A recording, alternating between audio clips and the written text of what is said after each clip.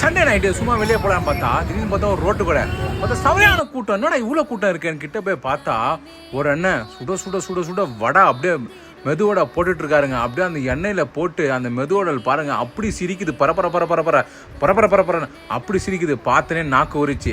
சரி இவ்வளோ ஆசையாக பார்த்துட்டு மெதுவடை சாப்பிட வந்தேன். சரி ஒரு மெதுவடை சாப்பிட்டு அப்புறம் சைடில் பார்த்தா தோசைக்கல்லேருந்து ஒரே புகை மூட்டமாக இருந்துச்சு. என்னடா அங்கே போய் பார்த்தா தோசை சுடுங்க. அண்ணே எனக்கும் ஆசையாக இருக்குண்ணே, ஒரு பெங்களூர் தோசை ஒன்று சுட்டு கொடுங்களா? நேதுப்பா பெங்களூர் தோசை? அதாங்க மசால் தோசை பெங்களூரில் ஃபேமஸ்ன்னு சொல்லுவாங்களே, ஏதோ போட்டு நான் தம்பின்னு சொல்லிட்டு மாவு எடுத்து விட்டு ஏதோ ஒரு ரெட் கலரில் ஒரு சட்னி மாதிரி வச்சுருந்தாரு.